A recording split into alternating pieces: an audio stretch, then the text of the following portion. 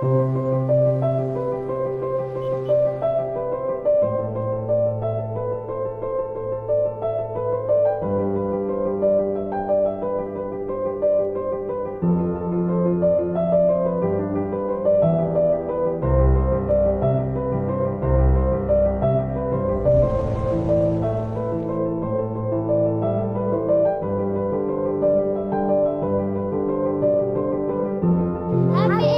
birthday, Tita! We love you! Pag-ibig! Bye-bye!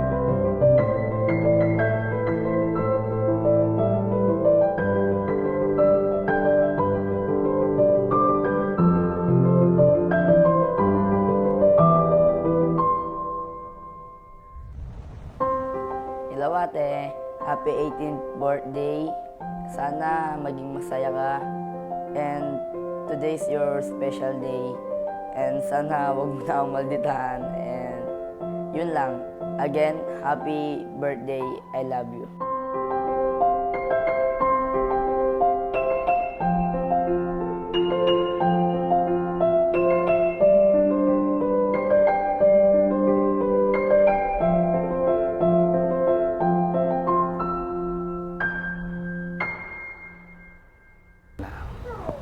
Isang mapagpalang araw po sa lahat mga kapatid.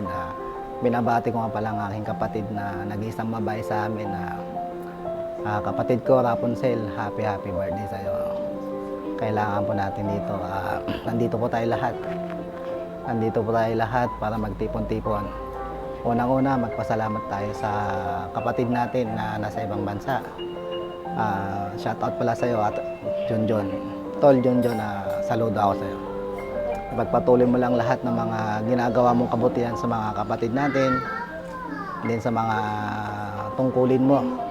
Salamat po sa Diyos dahil nandiyan ka po sa lahat ng oras, lahat ng pangangailangan, nandiyan ka po. Ganon din sa kapatid ko, Ading Rapunzel, mag-aral na mabuti, makinig sa magulang. Lahat po ng itinuturo sa iyo dapat po sundin natin. At lumaki para kayo na may takot sa Diyos. Ayun lang Ading, sana mag-enjoy ka ngayon. Happy 18th birthday.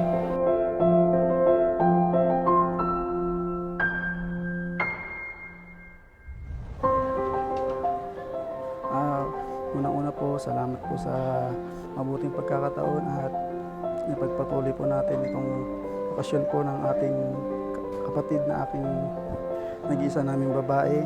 Salamat doon po ng marami sa mga bisita po na pumunta, sa mga kapatid ko dito at sa mga kamag-anak ko po.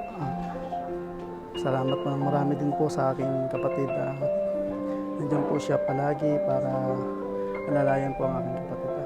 Ang message ko lang po sa aking kapatid, mag-aral po ng mabuti, huwag pababayaan ng mag-aral, makinig po sa magulang palagi. Yun lang po. Salamat po ng marami po.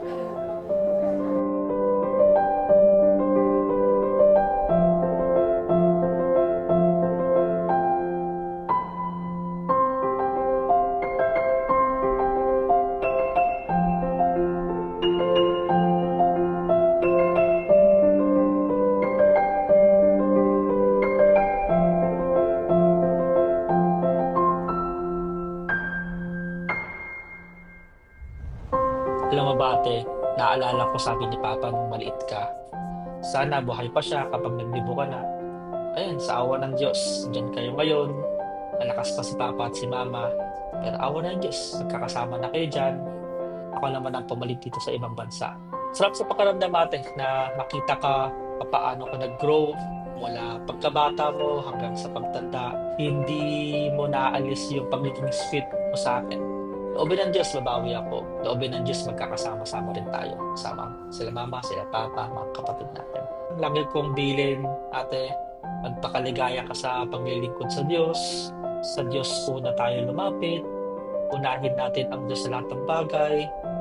Huwag na huwag tayo makakalimot sa pagdala sa pagkakatipon. Huwag na huwag nating ipagpapalit ang anumang bagay o yung pananampalataya natin sa kahit ano pa man. Andito ang kuya ninyo, ang tulong ng Diyos na kung ano yung ipagkakaloob pa ng Diyos sa atin. Basta kung para sa ikabubuti ninyo, kung ano yung kayang maibigay ni kuya, may awang Diyos.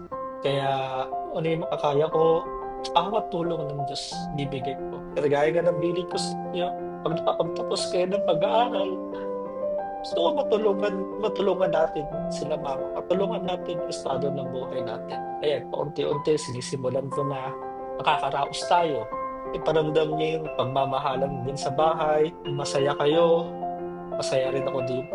Andito ako, sabi ko sa inyo, andito ako sa awat tulong ng Diyos. Gusto kong makita sa'yo na iparamdam mo kila mama, kila papa.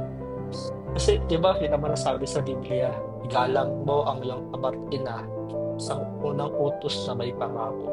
May ganti sa Diyos kapag iginagalang mo yung ama't ina mo. Sa ate, mahal na mahal kita. Ayan, sila mama, sila papa, mahal na mahal ko yan.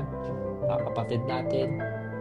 Sa dito ako, andito ang kuya mo, susuporta sa'yo sa lahat ng bagay, sa awat tulong ng Diyos. Mahal na mahal ko kayo, mahal na mahal ko. Sila mama, sila papa, kapatid natin, mahal ko kayong lahat. Andito lang ako. I love you, and mahal ko kayo, and bye-bye. At marami sa Diyos.